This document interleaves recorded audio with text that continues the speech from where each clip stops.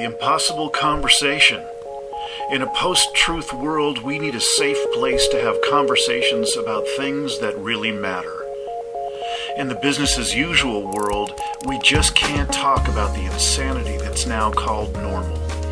And we don't talk about our core disconnection from the web of life. The impossible conversation, where we can come together to fully feel what we're going through and discern the sober reality of the world around us. The impossible conversation, where we can set our sights on fully reconnecting with our deeper, wiser selves, others, and Earth. The impossible conversation, where thought and activist leaders can explore new ways of being in the face of our global predicaments. The impossible conversation. Welcome to this safe circle. Hey, welcome to this December 5th, 2017 episode of The Impossible Conversation. Talking today with Carolyn Baker. We just both exploded on the craziness that's going on in our world, and I think you should find that at least amusing. And then I've got a couple of clips that I think you'll also be entertained by. A couple of representatives of our Department of Energy and EPA as they answer questions in the Senate. They speak for themselves, so enjoy. All right.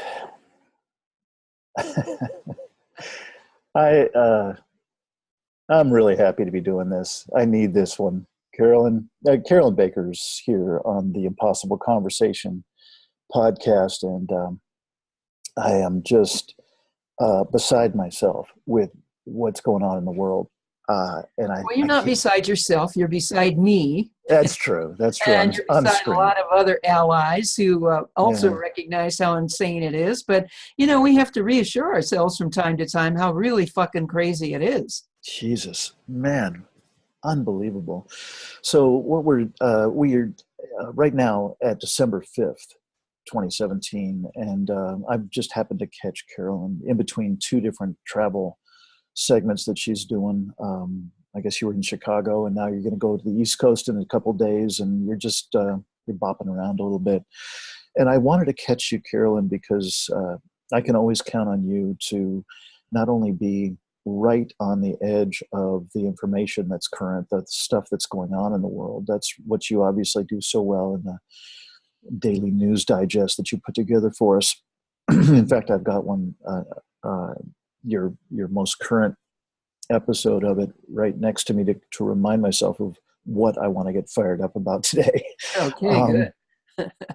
So I wanted that, and I also wanted just the depth of understanding and resonance that you've had. You've been at this a while. So many books directly about this topic.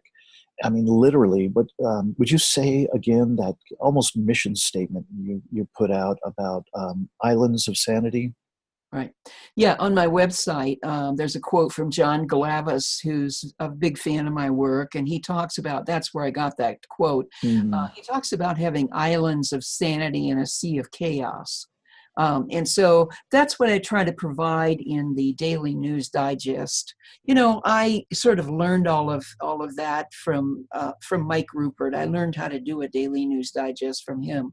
But, I'm going to be very upfront that I do not have the depth of geopolitical knowledge and many, many years of experience that Mike had with the intelligence community, to really, really decipher all of this. And I don't even try. But what I do in the digest every day is I try to take a look at basically what's going on in economics, what's going on in the environmental scene, and that's always my largest section, what's going on geopolitically, what's going on in terms of civil liberties, what's going on now in terms of scandal and corruption, which has been going on forever, but I'm zeroing in on the more current events. what's going on with the culture in general, and then I have the section at the very end on inspiration, just to Right. kind of balance it out and give people some sanity after they've read all the bad news. Yeah. Well, Carolyn, I'd like to just start with you and me, ping pong fashion, just naming some of the stuff that's going on, which Right. won't be any surprise, I don't think, any of these pieces necessarily to any of the listeners who'll be watching and listening to this podcast. Let me just start with the uh, just the devastating news of a recent German study from over 27 years. They have been measuring the biomass, literally the body weight of flying insects for 27 years in a number of different forest reserves in Europe. And the punchline of that 27-year study is that we've lost 79% of winged insects Right. in that 27-year period. And, we could just stop right here, as far as I'm concerned, for just literally like the spear through my heart as I'm saying it. Yes. Like I am no biologist. I don't know a lot about science, but I sure know enough to know that without more than 2/3, actually 3/4 of the winged insects on this planet, we are destined to collapse at a much steeper and deeper level than has been implied up till now. And what's been implied up till now has been dropping my jaw almost daily. So that's just one piece. And why don't I give you a turn, then I'll come back with something else in a moment. Well, I think you're talking about collapse of ecosystem, right? You're not just talking about societal collapse. But I'm talking about both. That's kind of what I was hoping we could do, is just ping pong around all kinds of collapse of systems, be they human or earth systems, because we've got such huge, high contrast examples of both going on. Well, there was an excellent article today that I put in the digest in the cultural section by Chris Hedges, The American Empire's Descent into Dystopia. I think that's a really worth reading because he doesn't pull any punches here, and he talks about, there's a full video of him talking about it. He adds, overseeing America's descent at the highest level of state and federal government is a motley collection of imbeciles, con artists, thieves, opportunists, and warmongering generals. And yes, I'm also speaking about the Democratic Party. So certainly both parties are implicated. We all know that. I think this is a really good video to watch. Chris Hedges on the American Empire's Descent into Dystopia. Yeah. And, as we look at the incredible dumbing down of this culture, which I believe is really fundamentally what got this current president elected, along with, I'm pretty sure, some help from Russia. It's so reminiscent of Orwell, and it's so reminiscent in many ways of Germany in the 1930s, and how people are really, really desperate economically and on many, many levels to have somebody who will offer something different. And there's tremendous economic misery in this country, which is going to be exacerbated in the next 3 or 4 years with this tax bill, like we can't even imagine. Right. And so the culture is so manipulable right now. And, you and I keep talking about this post-truth, post-fact world. Yeah. And how do you deal with that? How do you combat that with facts, with science, with the truth? This is something we haven't, certainly in our generation, had to confront. Others, many earlier generations have had to confront this, but this is really what we're up against, and it's really, really insanely powerful. Yeah, I'd like to just jump into another one of your articles that you put together for the DND today, and I'm going to just change the quote a little bit because, sure. Well, I'm not quite sure what the author is meaning by it. but I'm going to put in a little change anyway. About Donald Trump, his relentless lying isn't just a distraction or a sign of mental illness. It's his historical mission. It's his historical mission. A public that no longer believes in anything, Hannah Arendt said in 1974, is deprived not only of its capacity to act, but also of its capacity to think and to judge.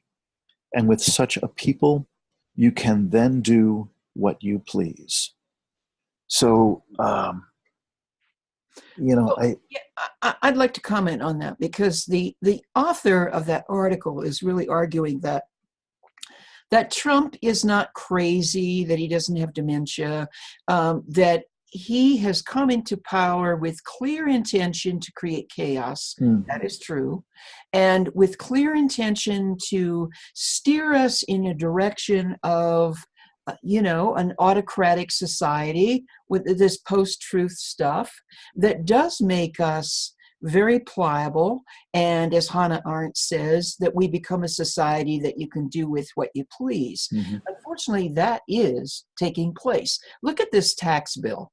My God, it only had something like 28 or 30% approval. Yeah. And it was a blatant economic rape of this country.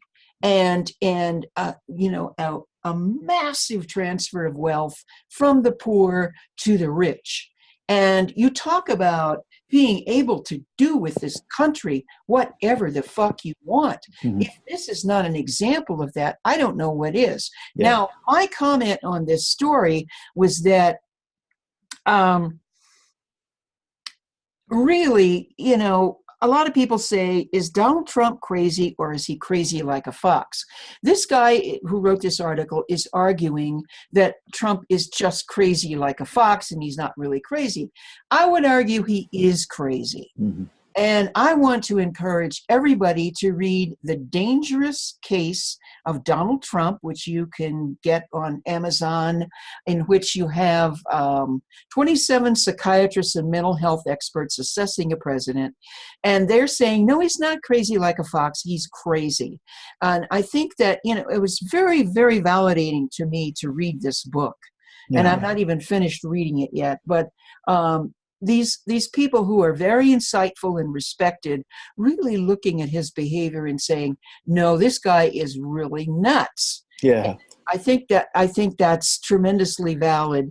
And, he's being used by a lot of people to create a society which Arendt says you can do with what you please. Yeah. Isn't it sort of parallel of how he treats women?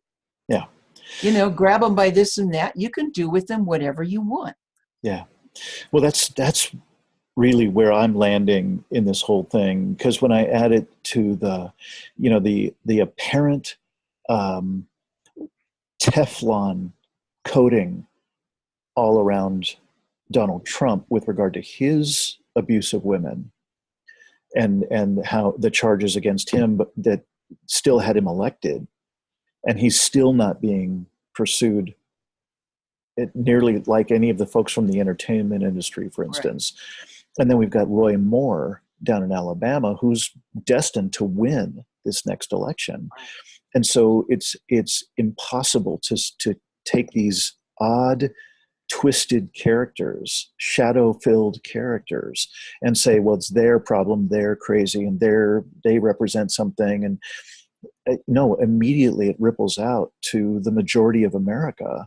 Right. And it represents some shadow portion of all of us, including you and me, yep. Where we must really own that we are watching the manifestation of shadow at a global scale, at an obviously destructive scale by any measure.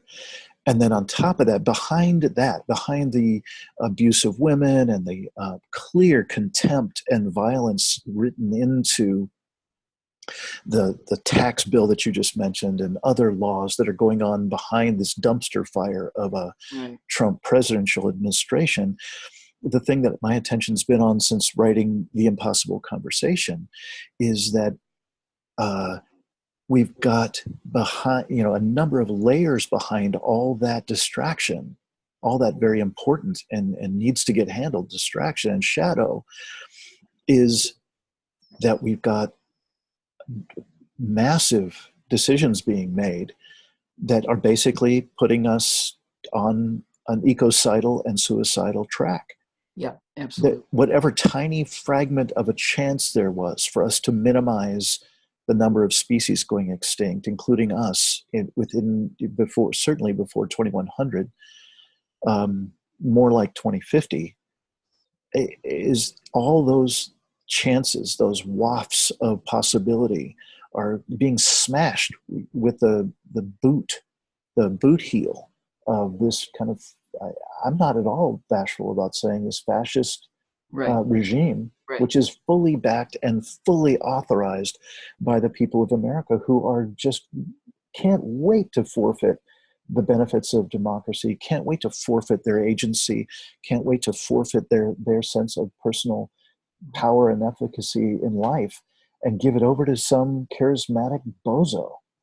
Yeah. Now, I think it's really important to understand the Kochs and the Mercers, who are financing Steve Bannon and who finance Donald Trump to a large extent. It is very clear to me that they want to smash the existing order. They talk about deconstructing the administrative state, and that they're doing that for the purpose of creating a fascist autocracy. And one of the many ways they're doing this is by what I call exterminating the deplorables. And the deplorables would be children, poor, women, anyone of color. Anyone of color, absolutely. Senior citizens, anyone who presents any kind of burden on the Treasury, any kind of person who needs some sort of safety net or protection, because they want to get rid of all these people, sweep them from the face of the earth, so that they can just have pretty much a society of peers. Yeah. And then they can do with that whatever they want. Yeah.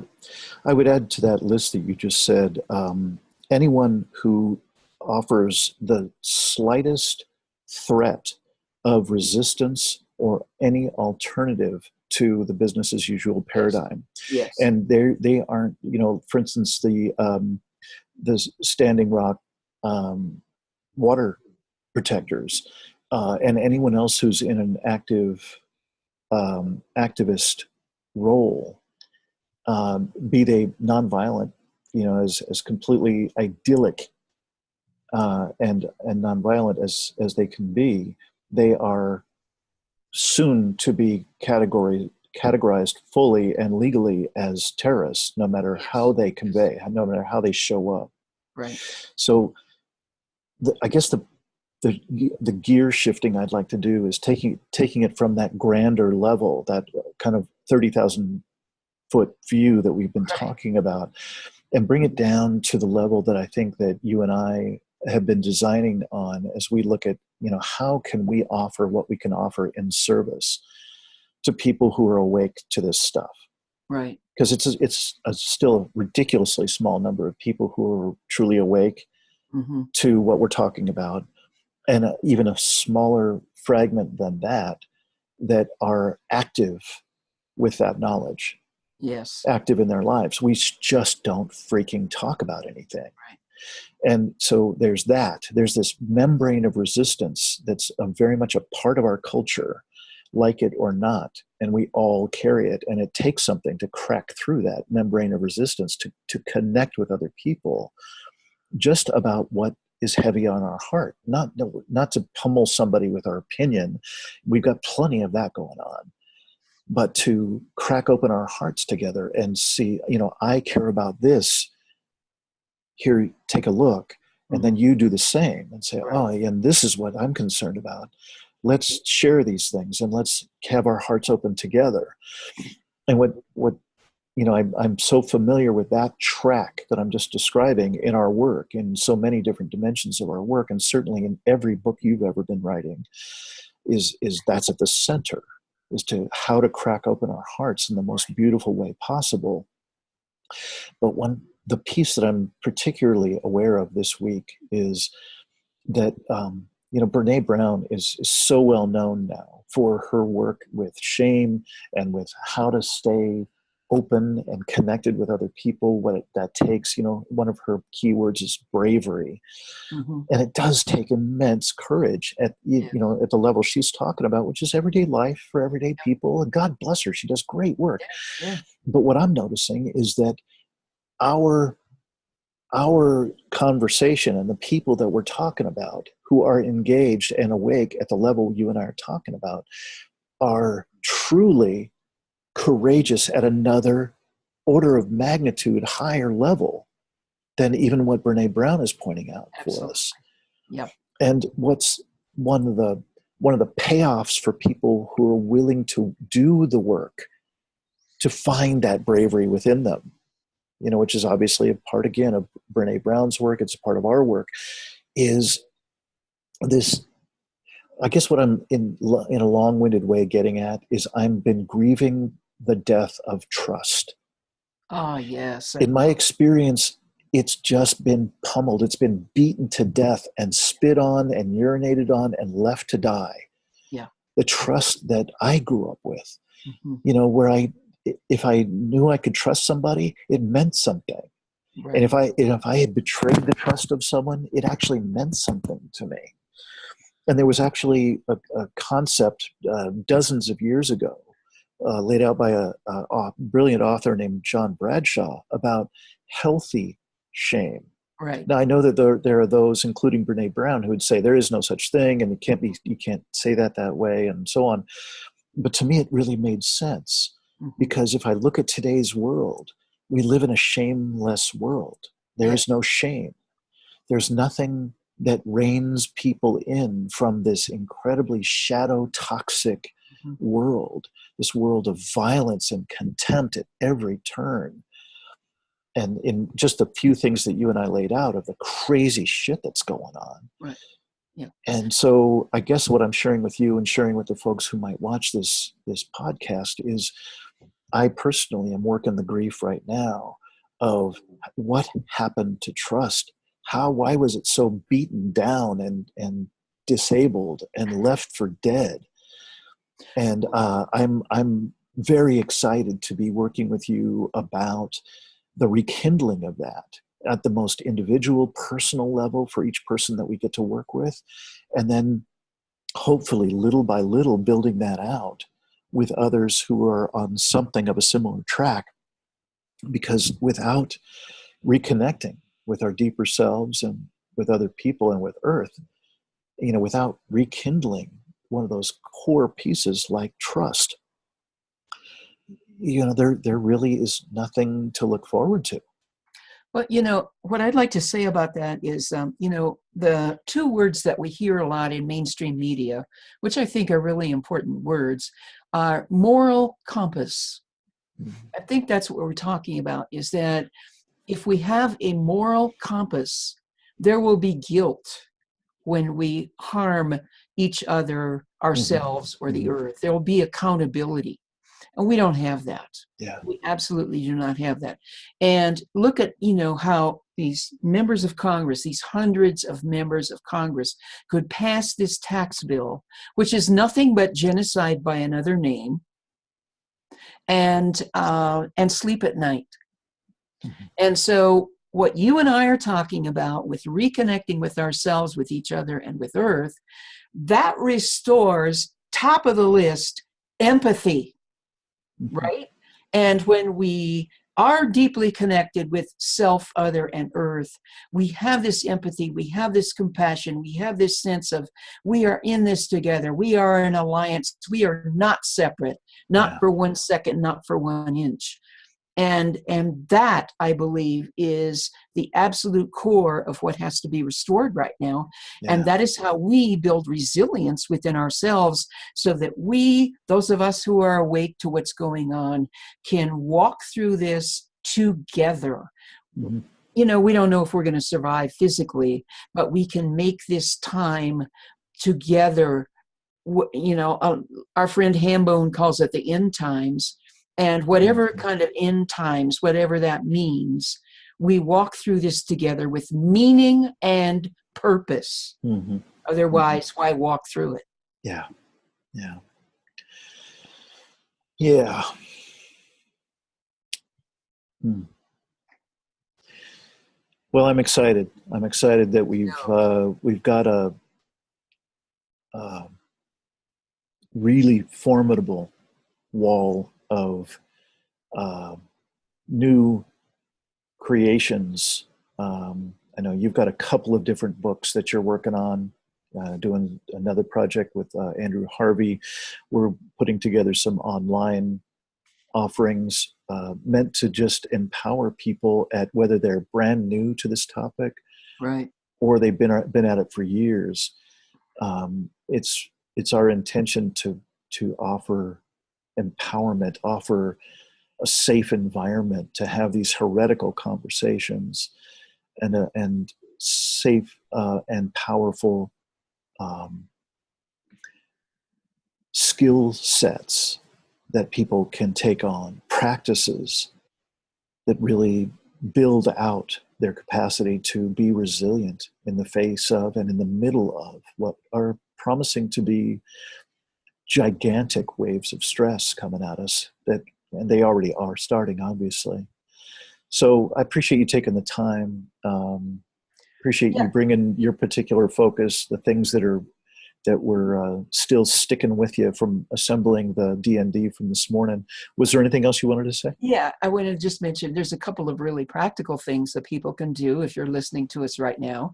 On a group level, you can email us and ask us to be added to the Safe Circle call list, which we do 2 or 3 times a month. It's 1 hour on a Tuesday night, and it's just a coming together on Zoom, by video or by audio, where we have a safe place to talk about whatever we're feeling about what's going on, and to support each other, and to offer joy and beauty and inspiration to each other.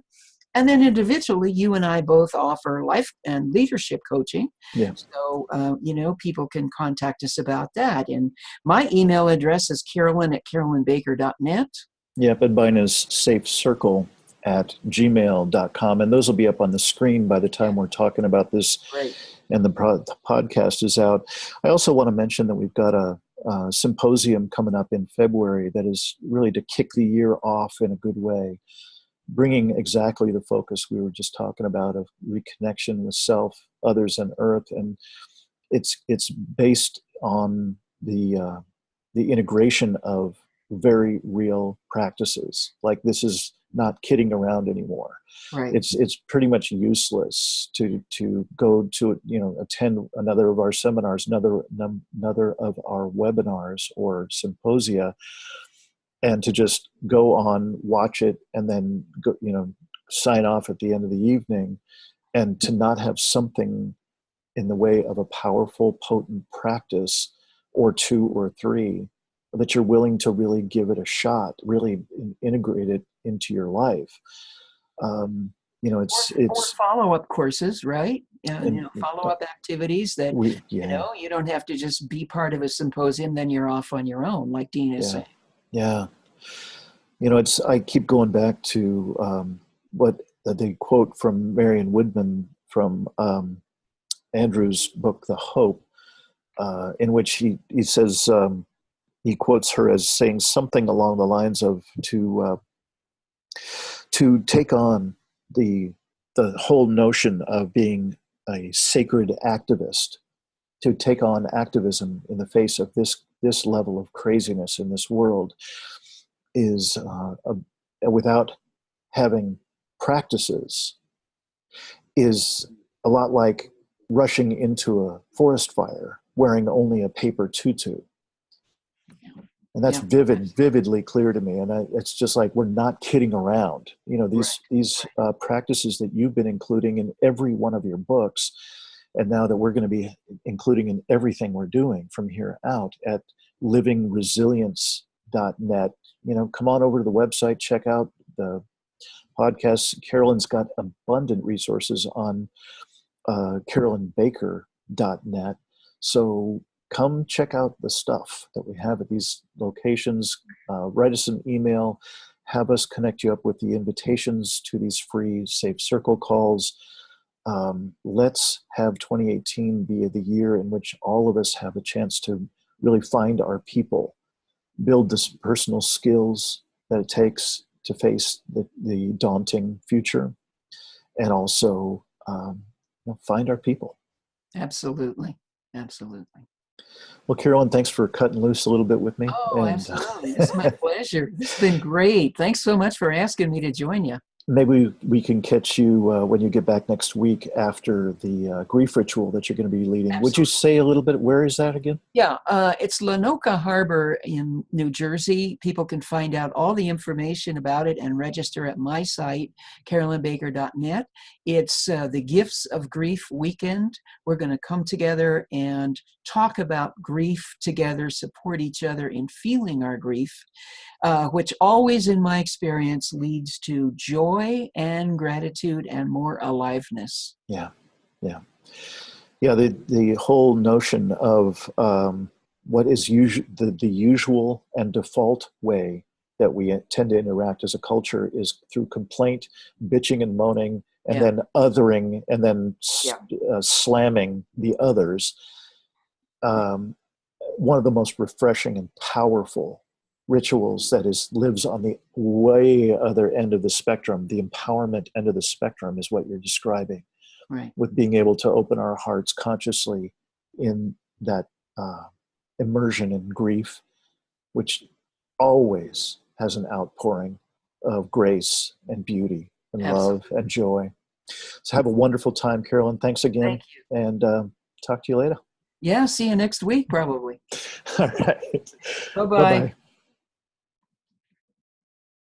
All right, this is segment 2 of A Spontaneous Combustion with the Impossible Conversation podcast with Carolyn Baker and Dean Walker here on December 5th, 2017. Here's a quick little clip from the confirmation hearings of a recent EPA deputy director position. I think you'll find her immensely incompetent to the task. And coming up after that, we've got something equally profound from Rick Perry, but we'll get to that in just a few moments.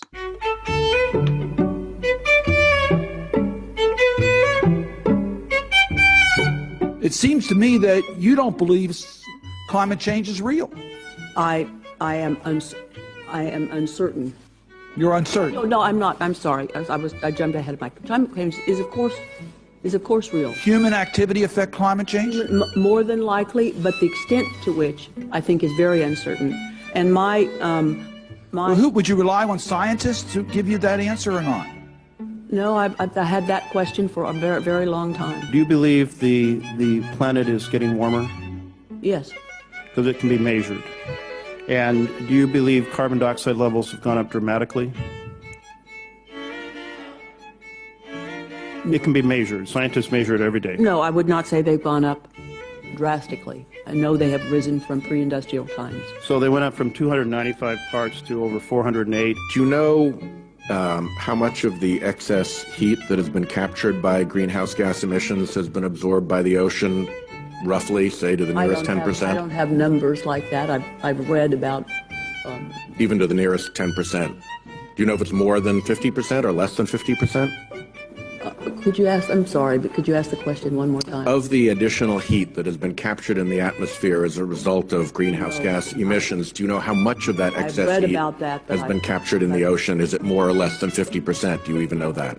No. No, okay. But I believe there are differences of opinions on that there's not one right answer.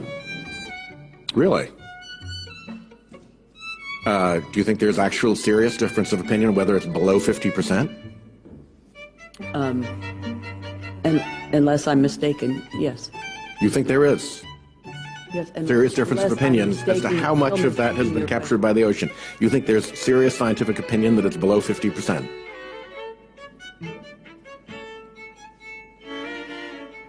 Yes. Okay, wow. Which of these bars, the red, the orange, or the green, is the highest? Well, obviously the red. view this report really as the product of the past administration. Are you aware of anything that is happening in the oceans that relates to fossil fuel emissions? There are probably a number of them. Name a few. I have a very superficial understanding. Coral reefs around the world are dying. Do you consider that an environmental problem? If they were, I would think it as such. You say if they were? I have no knowledge of those issues. I know it is an issue, but I have no specific knowledge. Scientists are telling us coral reefs are dying, and you say, if it's happening, I mean, don't you believe it is happening based on the reports from around the world? I would need to read some statement of that science. Do you think that if the ocean warms, it expands? Does the law of thermal expansion apply to seawater? Again, I do not have any kind of expertise or even much layman's study of the ocean dynamics and the climate change issues.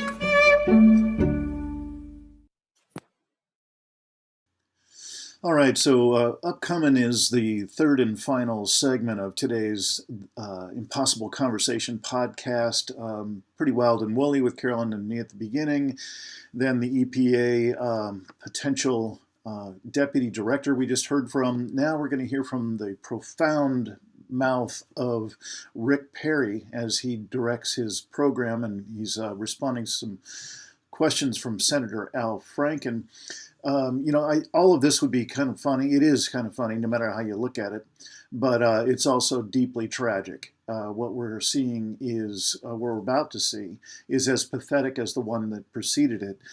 These are the people that are running our government and making the vitally important environmental choices that we will need to live with and perhaps go extinct with. So here is yet another example of the fine mental agility and acuity of a man who leads our Department of Energy. I want to ask you about climate change. Secretary Perry, at your confirmation hearing, you acknowledged that the climate is changing. But on Monday, you were asked on CNBC, do you believe CO2 is the primary control knob for the temperature of the Earth and for climate? And you answered no. So if the climate is changing, and if you disagree that CO2 is the primary driver, what do you think is driving the change? Yes, sir. And I'll finish the rest of that interview for the public. That may, that may have not gotten as much coverage as me saying that I did not think that CO2 was the primary knob that changes it. I don't. I think there are some other naturally occurring events, the warming and the cooling of our ocean waters and some other activities that occur. I also said in the next breath that man's impact does in fact have an impact on the climate, and the question is, what is going to be the economic impact for this country? And I referred yesterday to, in a hearing in front of the Appropriations, Senate Appropriations, that even an individual as celebrated from the standpoint of his capabilities, the Undersecretary of Energy under the previous administration, Stephen Coons, he said that the science isn't settled yet. And I asked the committee, and I'll ask you, don't you think it's okay to have this conversation about, the science of climate change? And why don't we have a red team approach and sit down, get the politicians out of the room and let the scientists and listen to what they have to say about it. I'm pretty comfortable that, what's wrong with being a skeptic, I think, is about something that we're talking about that's going to have a massive impact on the American economy. Well, you said this thing about, you told Senator Coons that we need a red team, blue team exercise to establish climate change.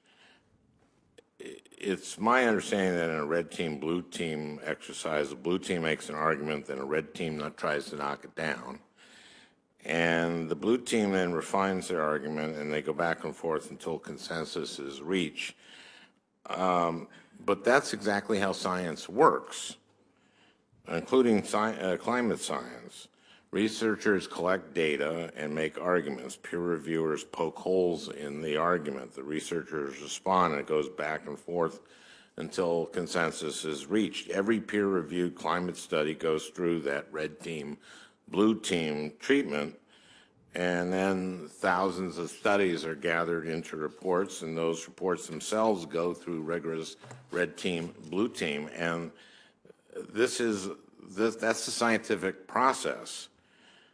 You're not the first to do red team, blue team. The Koch brothers hired a red team of skeptics in 2012 in an effort to cast doubt on mainstream science. It was called the BEST Project, and much to the chagrin of their funders, the skeptical scientists found that mainstream climate science is correct. To quote the scientific director of BEST, Dr. Richard Muller, "Call me a converted skeptic." This is in 2013 or 14. Last year, following an intensive research effort involving a dozen scientists, I concluded that global warming was real and that the prior estimates of the rate of warming were correct. And I'm now going a step further. Humans are entirely the cause. Now, if you say that this is caused by the warming of the oceans, the reason the oceans are warming is because they absorb the heat. That's why sea level is rising, because when the water heats, it expands, and also because of the melting of the ice caps. This is not. There's no peer-reviewed study that doesn't say this is happening, and the biggest proponent of this is our military. And they, in their quadrennial review, say this is the biggest threat to our world. The time for red team, I'm sorry, that's what we do every day. That's what scientists do every day. And 100% of peer-reviewed scientists have a consensus, and that is that this is happening. Senator, you said something that caught my attention in your remarks, that the person who had become a skeptic, that a converted skeptic, and you said that he made the statement that global warming was 100% due to human activity. I don't believe that. 100%? Every bit of that global warming? Don't buy it. Well, thank you, Senator Franken. I'd just like to respond to that. That was someone hired by the Koch brothers. Listen, everybody's hired somebody that's got something wrong from time to time, but to stand up and say that 100% of global warming is because of human activity, I think on its face is just indefensible. We're probably not going to resolve that here today, so let's go to Senator Hoeven. Hence, we should have a red-blue team approach to this again. Thank you. Okay, never mind.